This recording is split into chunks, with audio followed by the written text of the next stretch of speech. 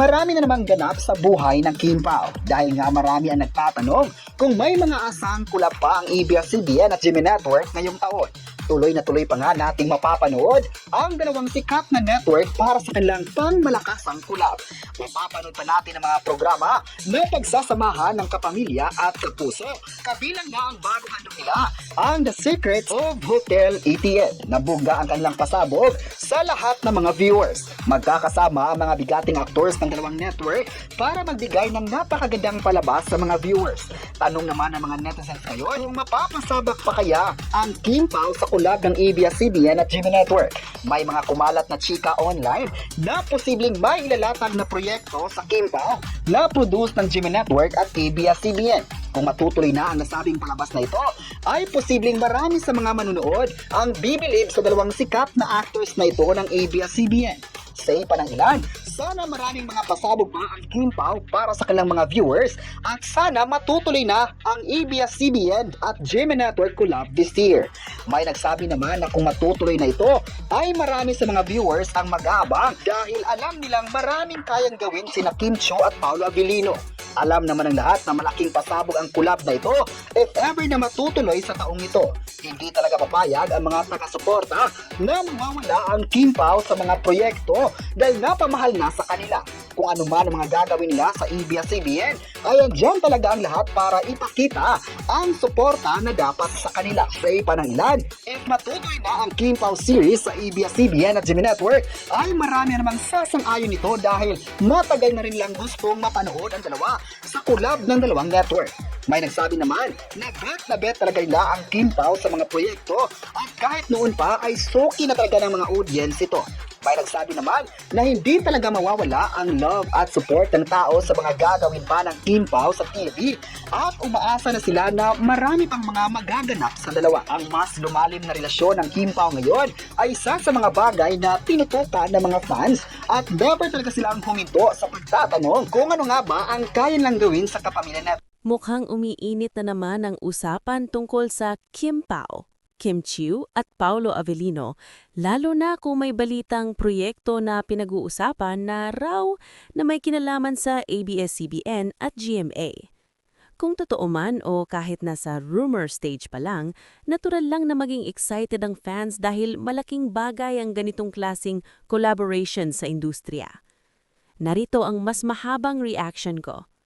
Una, kung sakaling may project ngang pinaplano na may koneksyon sa dalawang malalaking network, ibig sabihin nito ay nagiging mas bukas na ang industriya sa cross-network partnerships.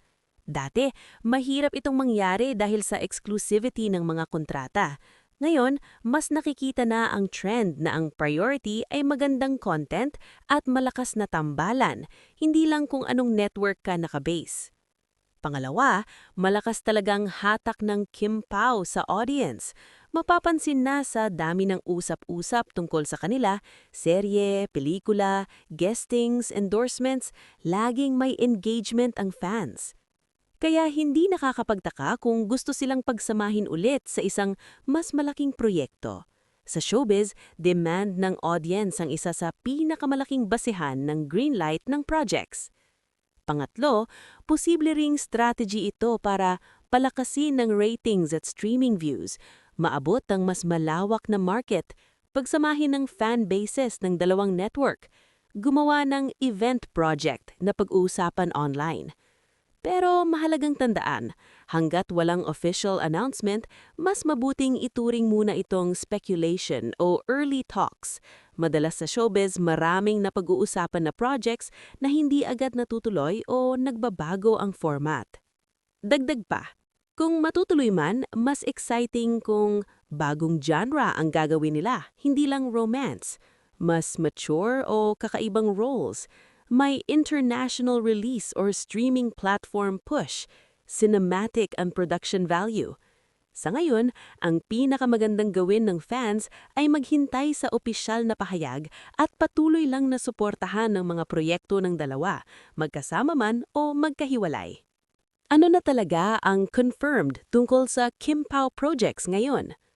Totoong magkakaroon sila ng bagong serye na The Alibi, Ito ay opisyal na anunsyo ng ABS-CBN kung saan sina Kim Chiu at Paolo Avellino ay bibida sa isang romance suspense series na ipapalabas sa Prime Video at pamamagitan din ng ABS-CBN platforms.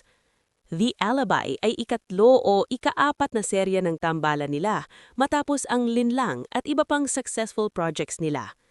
Nagkaroon din sila ng movie na My Love Will Make You Disappear na pinalabas noong 2025 at naging notable sa box office. Ang GMA Connection, totoo ba? Sa mga nakalap na verified news sources, walang opisyang na proyekto na naglalabas na sila ay gagawa ng serye o pelikula para sa GMA Network noong ngayon. Ang mga alam at kumbirmadong proyekto nila ay ABS-CBN and streaming partners. Ang mga social media buzz na ikinakabit si Kim sa GMA ay madalas tungkol sa ibang palabas kung saan siya host or guest. Example, It's Showtime at partner shows na maaring may airing sa ibang platforms. Example, GTE o mga fan speculation tungkol sa network moves. Pero hindi ito opisyal na proyekto ni na Kim at Paulo para sa GMA. Ano ang posibleng dahilan kung bakit kumakalat ang chika? Showbiz rumors tungkol sa cross-network projects ay mabilis kumalat lalo na kapag strong ang fanbase, tulad ng sa Kim Pao. Minsan may misinterpretation ng mga social media posts, fan speculation na nagiging viral, unconfirmed rumors na nagmumukhang balita kahit hindi opisyal.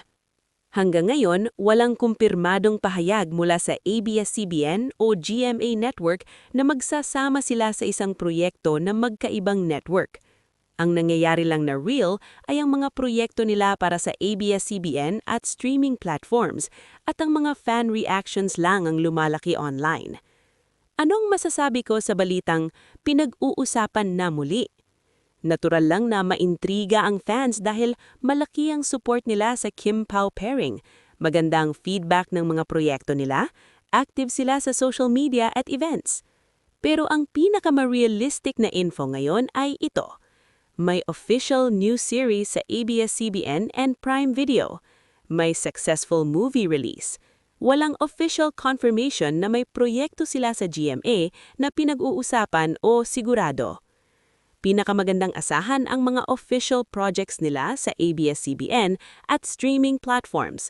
Ang GMA part sa rumors, wala pang kumpirmasyon mula sa networks. Mukhang umiinit na naman ang usapan sa tambalang Kim Pao. Kung titingnan natin, hindi na bago sa kanila ang maraming speculation at excitement sa bawat proyekto nila. Mula sa mga serye, pelikula, guestings hanggang sa mga collaborations online. Ang balitang ito ay natural lang na magpapalakas ng kilig at curiosity ng fans, lalo na't pinaghahalo pa yung dalawang malalaking network, ABS-CBN at GMA.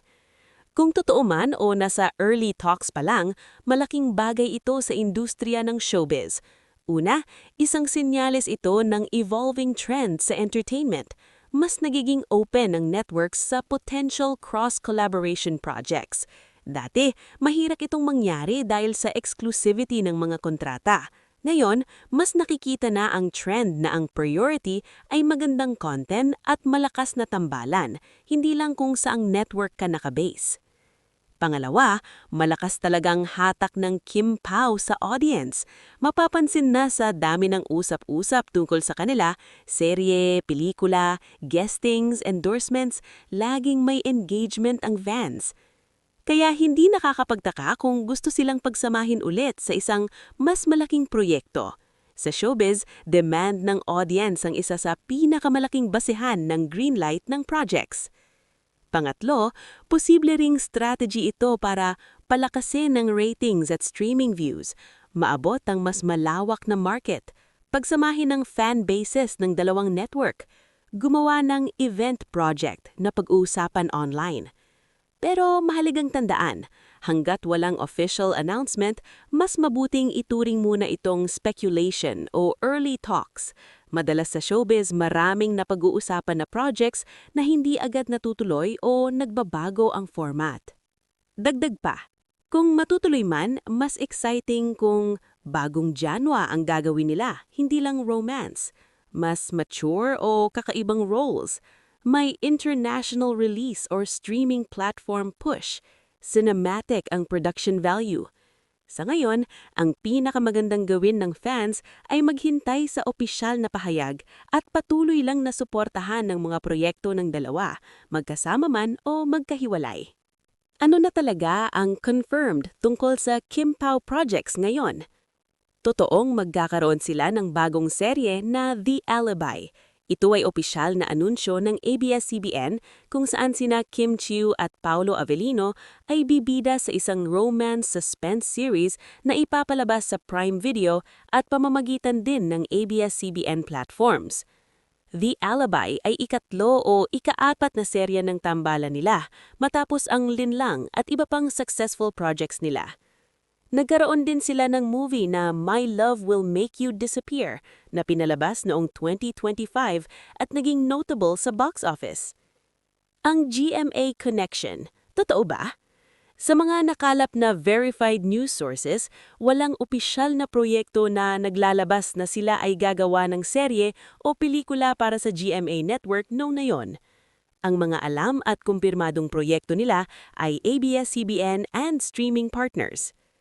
Ang mga social media buzz na ikinakabit si Kim sa GMA ay madalas tungkol sa ibang palabas kung saan siya host or guest, example, It's Showtime at partner shows na maaring may airing sa ibang platforms, example, GTV, o mga fan speculation tungkol sa network moves, pero hindi ito opisyal na proyekto ni na Kim at Paolo para sa GMA. Ano ang posibleng dahilan kung bakit kumakalat ang chika?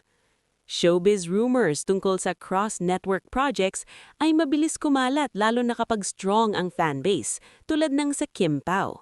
Minsan, may misinterpretation ng mga social media posts, fan speculation na nagiging viral, unconfirmed rumors na nagmumukhang balita kahit hindi opisyal. Hanggang ngayon, walang kumpirmadong pahayag mula sa ABS-CBN o GMA Network na magsasama sila sa isang proyekto na magkaibang network.